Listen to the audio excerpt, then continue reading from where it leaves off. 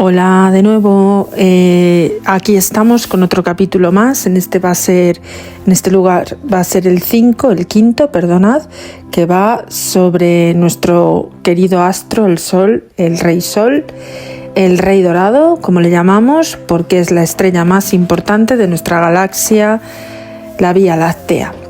En este caso, hoy ya nos toca hablar de las erupciones solares y un poquito más adelante, los vientos solares, el calentamiento de la corona, etcétera. Algunas de las características más para conformar este maravilloso astro y incluyendo su relación con el planeta Tierra.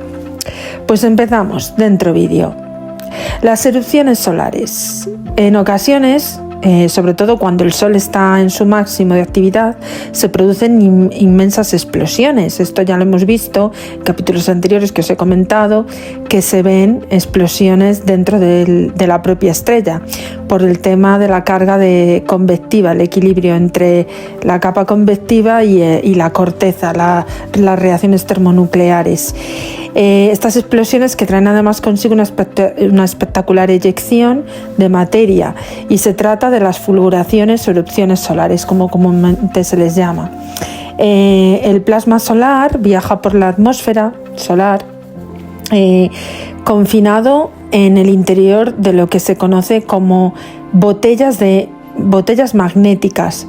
Estas están formadas por un conjunto de líneas de campo magnético, y si estas líneas aguantan, el plasma queda contenido en su interior. Pero a veces se observa una protuberancia, y esa protuberancia, si se desgarra, el material puede escapar, lo que provoca lo que es la famosa eyección, es decir, un viento de protones, electrones y partículas alfa de gran energía, que lo que hacen es que se desgarre esa protuberancia y conforman lo que es la fulguración. Las protuberancias no se ven solo en el borde solar. Cuando se observan más proyectables es sobre el disco del Sol, que se denomina filamentos, ¿vale? La espectacularidad de estas imágenes se hace que casi siempre, o por no decir en todo momento, se muestren y se observen contra el fondo del espacio. Es decir, que además en ese contraste de ese negro profundo del espacio, pues resalta muchísimo más. Y efectivamente, como podéis ver en las imágenes, estas primeras que vamos a conectar aquí en el capítulo, se ven efectivamente cómo salen incluso fuera estas eyecciones de la propia estrella. Para observar las protuberancias las que aparecen en el Sol, hay que utilizar un filtro de H-alfa, que solo permite el paso de la radiación en un angosto intervalo de longitudes de onda, centrado en la línea de hidrógeno a 656,28 nanómetros. Dicha radiación se visualiza entonces en la zona roja del espectro electromagnético, es decir, que con una especie de sonda que mide las ondas magnéticas de hidrógeno se puede ver esta fulguración. Hay fulguraciones de muchos niveles energéticos y se clasifican según el pico de flujo de rayos X en las inmediaciones de la Tierra. Inicialmente, cada clase A, B, C, M y X posee una escala lineal de 1 a 9 y es 10 veces más potente que la clase anterior. Así, una fulguración, por ejemplo X2, duplica la potencia de una X1 y cuadruplica la de una M5. Las clases más potentes son la M y la X y pueden alcanzar 2 dígitos. Son menos frecuentes y se asocian a efectos de entorno especialmente terrestre. Aquí en estos gráficos os dejaré unas imágenes de a lo que me refiero, ¿no? Por ejemplo, la A, que es de menos de 10 elevado a menos 7 vatios por metro cuadrado, la B entre 10 y 10 más elevado a 6 por metro cuadrado, la C entre 10 elevado a la menos 6 y 10 a la menos 5 por metro cuadrado, etcétera, etcétera. Aquí lo vais viendo claramente. Las fulguraciones en diversas longitudes de onda también alcanzan como colores, ¿no? Por ejemplo, la secuencia muestra cómo se observa una fulguración solar bajo diversas longitudes de onda, que se indican según Armstrong. De izquierda a derecha vemos la fotosfera y la cromosfera. La corona no parece estar afectada. Las regiones activas de la corona y finalmente también la emisión de las fulguraciones. Es decir, en unas se ve que está afectada la corona, en otras no, y ya cuando afecta la corona, la dimensión y el color que realmente toman estas eyecciones, y se ve según la longitud de onda que tienen. Después de todo esto, las erupciones bajo la mirada espacial, gracias a una aplicación de filtros, se obtienen imágenes desde la superficie solar como esta que os pongo en pantalla, que facilitan el estudio de las erupciones y a distinguirlas claramente en su entorno. Como podéis ver, se ve este espacio que está prácticamente en un fondo de color azul que pareciera el manto terrestre con capas de hielo. Realmente es el Sol, pero si veis, las fulguraciones son porque se ha roto esa protuberancia y escapan por ese orificio, y ahí se ven los colores como de rojo intenso y lava y amarillo color fuego, que son lo que son las eyecciones solares. El calentamiento de la corona. Uno de los grandes misterios que el Sol guarda celosamente es el mecanismo por el cual se calienta la corona, la última capa solar que presenta, y además arcos de materia, agujeros, fulguraciones y puntos brillantes. La temperatura de la corona es de unos cuantos millones de grados centígrados, mientras que en la fotosfera no llega a 6.000 grados centígrados. Es verdad que hablábamos de que el calentamiento en la corteza del Sol era de unos 6.000 grados, que era menor en comparación con lo que es el núcleo, que era eran 15.500 millones, y aquí, por ejemplo, en la corona son unos 200 millones de grados. O sea, es más calor se concentra en la corona, ¿vale? Lo que quería deciros. Se ha observado que existe una estrecha zona de transición que abarca entre unas pocas decenas y algunas centenas de kilómetros, en la cual la temperatura pasa de unos 5.500 grados centígrados a los millones de grados de la corona. Por ahora, no se sabe a ciencia cierta cuál es el mecanismo responsable de esta elevación de temperaturas, y pese a que se han propuesto numerosas teorías para explicar estos fenómenos, ninguna ha resultado lo bastante convincente para la comunidad científica. De esa manera, el debate sigue vivo. La fenomenología coronal pues dice que la corona, cuando el Sol no está en calma, es el escenario de diversos fenómenos, entre ellos la materia que forma arcos al surgir de la superficie y volver a caer, siguiendo las líneas de campo magnético, los agujeros coronales que indican grandes diferencias de temperatura con el entorno, y las fulguraciones y las zonas puntuales que brillan en los rayos X. La temperatura solar, la temperatura va disminuyendo hacia el exterior desde los más de 15 millones de grados hasta que reinan los 200 millones de grados en su corona. Es lo que os decía antes en el gráfico. Según va aumentando la distancia, disminuye la temperatura. Por otra parte, el tamaño de la corona, pues la luz de la corona es 1.000.000 de veces más débil que la del disco solar, y solo se observa con el Sol eclipsado por la Luna, o bien, como muestra en esta imagen que os enseñamos, mediante un coronógrafo. Es verdad, el coronógrafo mide lo que es la distancia del disco solar y la eyección de la masa coronal, y ahí se puede ver efectivamente cómo se observa la percepción de la luminosidad, ¿vale? Mediante este coronógrafo se obtienen estos datos. Este instrumento actúa como una máscara que oculta el disco de la estrella, con lo que su extrema luminosidad queda bloqueada y se puede captar y contemplar la corona. El eclipse revelador. Durante los eclipses solares se pueden distinguir con claridad la corona solar y sus estructuras, con las protuberancias que os hemos comentado. El gas de la corona está muy ionizado y emite en consecuencia un flujo ultravioleta muy elevado. Efectivamente, aquí se puede ver en la imagen cómo fulgura. Aparte, tenemos que decir que en este magnífico astro hay también el impacto del viento solar. El viento solar está emitido porque el Sol emite un tenue viento que se mueve en velocidades que oscilan entre los 300 y 1000 kilómetros por segundo. O sea, tenue. Me hace gracia porque estamos hablando de un viento que puede ir de 300 a 1000 kilómetros por segundo.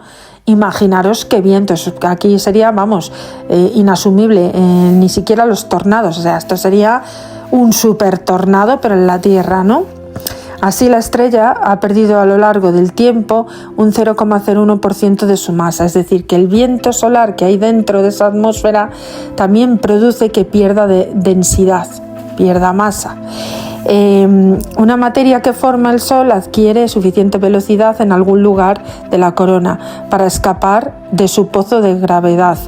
El viento solar constituye, pues, un indicio de la composición de la estrella, pero resulta muy difícil determinarlo con precisión.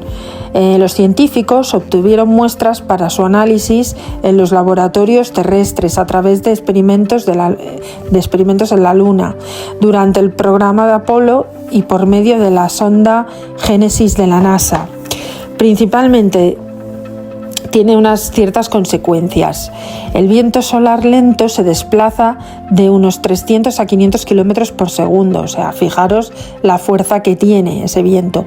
Por su lado, el viento solar rápido, que aparece generarse en los agujeros coronales, estos que hemos mencionado anteriormente, que quedaban a la vista, pueden alcanzar velocidades de 700 a 1000 kilómetros por segundo. O sea, ¿os imagináis un tornado de esas dimensiones?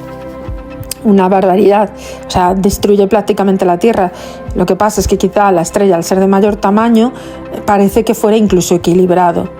Incluso es más, si es emitido en una eyección de masa coronal, este flujo de partículas deforma las magnetosferas de los planetas en las que se ha capturado, en parte para formar los cinturones de radiación. En planetas sin magnetosfera, como Marte, el viento solar erosiona la atmósfera y es uno de los principales mecanismos para su reducción o pérdida total. O sea que fijaros, esto también provoca, estos vientos solares, que los planetas también pierdan densidad. Los registros de la velocidad según la sonda Ulises. Bueno, aquí os dejaremos un gráfico para que podáis ver cómo se registra la velocidad o cómo registra la velocidad entre el mínimo solar y el máximo solar, la sonda Ulises, que está midiendo constantemente la velocidad del viento en el Sol. Aquí os dejo también una foto con los componentes, lo que es la heliosfera, el viento solar que se desplaza dentro de la zona de influencia del Sol.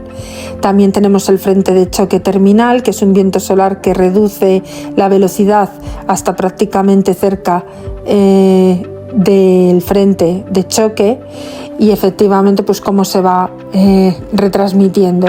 El alcance del viento solar se extiende dentro de una heliosfera hasta mucho más allá de la órbita de Neptuno. O sea, fijaros, efectivamente, cuando nosotros miramos la Vía Láctea, vemos que ese viento que emana del Sol se propaga por casi toda la órbita del sistema nuestro orbital.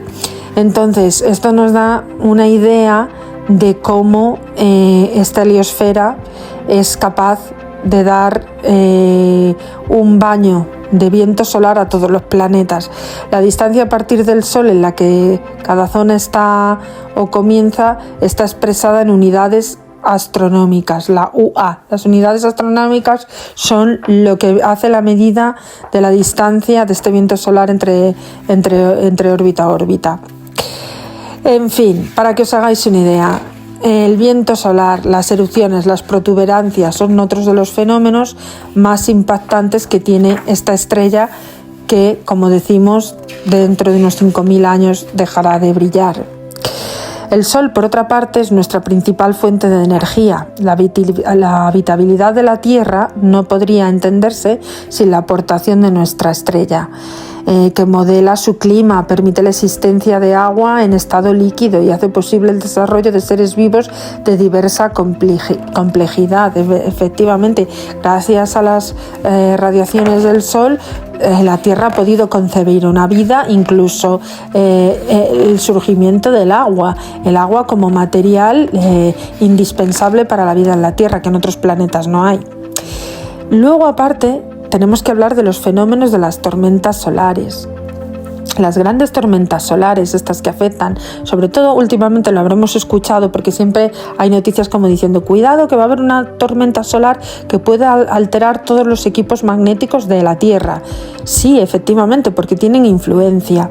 Las grandes tormentas solares afectan a la magnetosfera, como hemos comentado, creando a su vez tormentas geomagnéticas que pueden alterar las comunicaciones satelitales de las redes terrestres y de distribución eléctrica, es decir, afectan tanto a los equipos de onda magnética como eléctrica.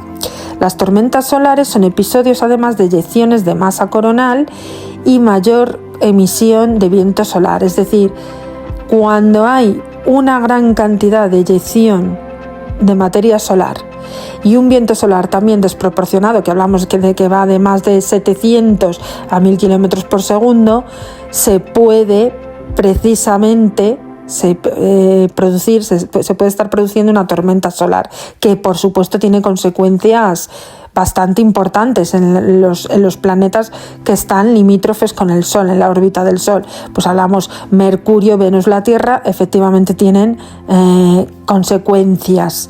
En la Tierra desembocan estas llamadas tormentas geomagnéticas, las cuales provocan un aumento de las corrientes eléctricas de la ionosfera y en la propia magnetosfera.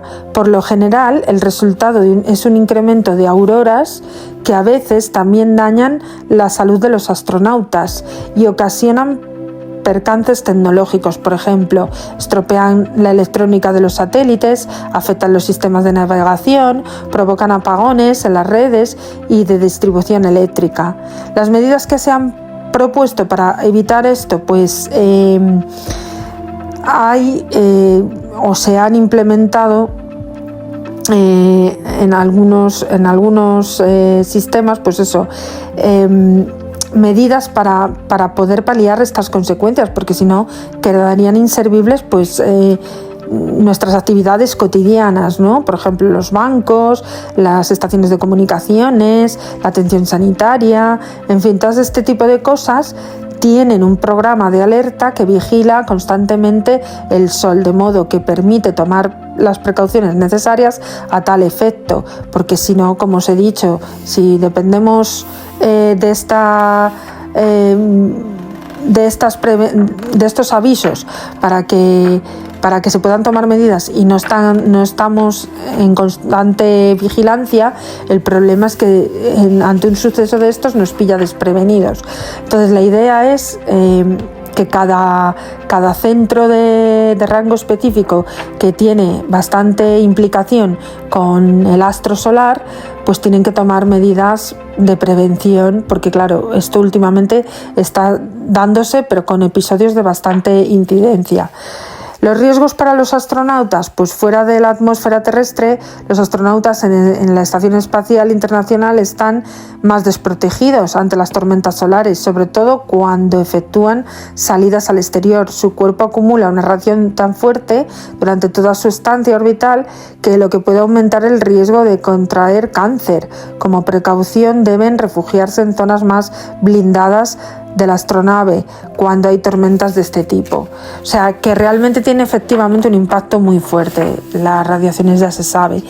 Evidentemente todas las auroras boreales que se ven en países como Islandia, Noruega, estos sitios más australes y más septentrionales, más pegados a los polos, que son los que más inciden cerca de la órbita terrestre y con la conjunción con la electromagnética del Sol, pues son las más afectadas, viendo eso, que se producen grandes auroras boreales. Las auroras polares constituyen uno de los fenómenos más espectaculares y bellos de la naturaleza.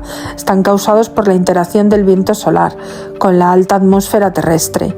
Estas partículas cargadas de Sol penetran hasta la atmósfera superior por los polos magnéticos de la magnetosfera terrestre y crean unas bellas luminiscencias en las regiones cercanas a los polos. Las auroras, solo en condiciones excepcionales, cuando se produce una inmensa eyección de masa coronal, son visibles. Es decir, que hasta que no hay una tormenta solar propicia que expulse ese tipo de masa y luminiscencia, es imposible que haya que se generen auroras boreales de por sí, y se ven siempre, evidentemente, como hemos comentado, en las zonas más australes del planeta o septentrionales, como he dicho.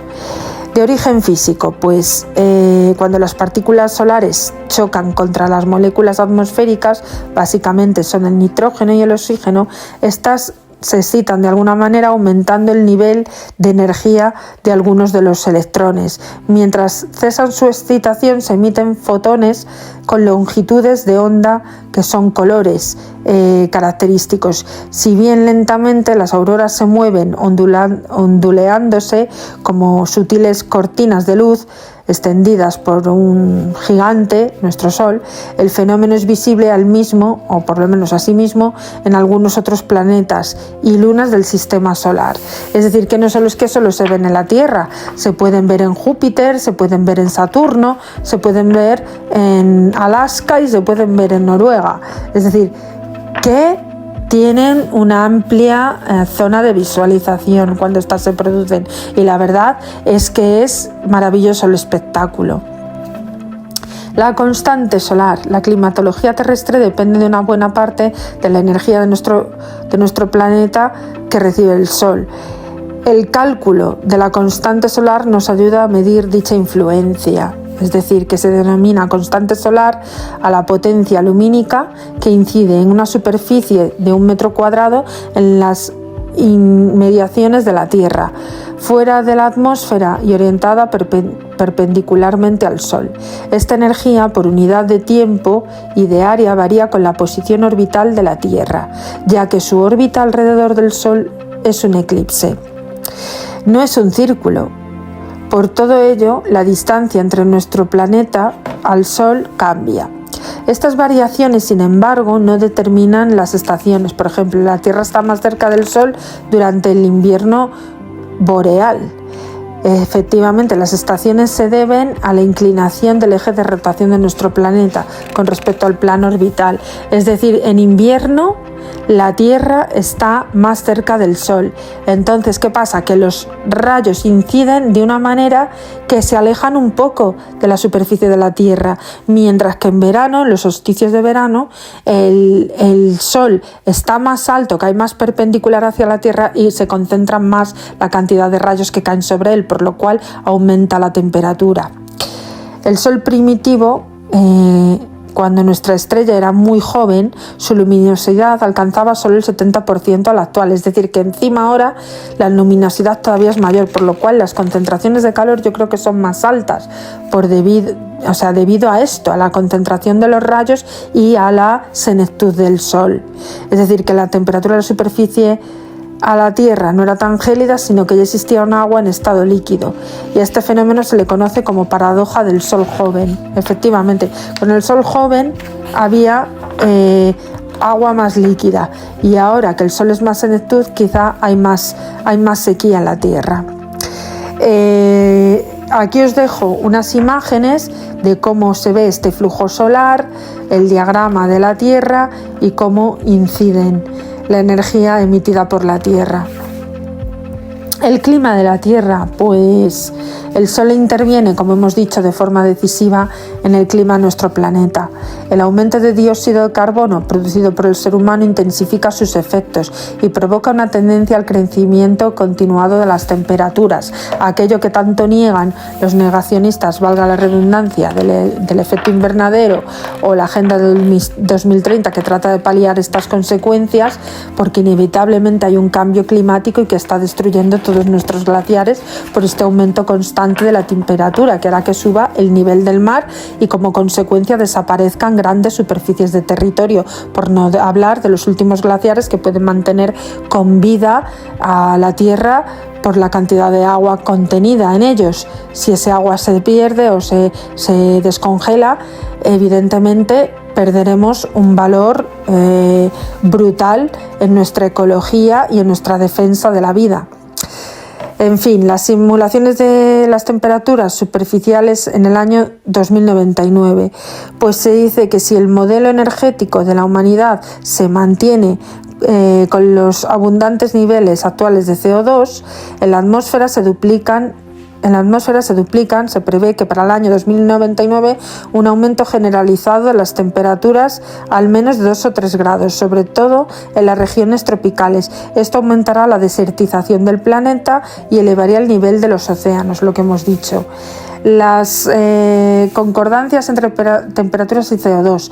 El aumento de la temperatura en la Tierra no se refleja en el nivel de actividad del Sol, pero sí concuerda con el aumento de dióxido de carbono atrapado en los núcleos de hielo, como se muestra en el diagrama. O sea que sí que realmente tiene relación, y como podéis ver, para 2099 prácticamente el mundo será un desierto prácticamente, y con unas temperaturas que lleguen a los 45 o superen los 45 grados. Sabéis que el cuerpo humano solo puede resistir una temperatura de 46 grados, lo que significaría que esto sería totalmente letal para la humanidad. Pues bueno, aquí otro capítulo más, y mañana terminaremos con el capítulo 6, que sería, que ahí os voy a hablar de los eclipses, de sus tipos, el fenómeno, cada cuántos años se realizan y lo que significan. Y nada, pues por hoy aquí dejaríamos el capítulo número 5. Agradeceros enormemente vuestra paciencia, que espero que sigan siendo de vuestro interés estos pequeños documentales en formato micro reducido, para que podáis tener al menos una idea sintética de cómo funciona nuestro rey astro. Y pues nada, desearos que os suscribáis, que le deis al like, que compartáis y que podamos seguir creciendo para seguir informando sobre estos capítulos de ciencia tan interesantes. Os mando un abrazo, os recibid un saludo cordial, un besito.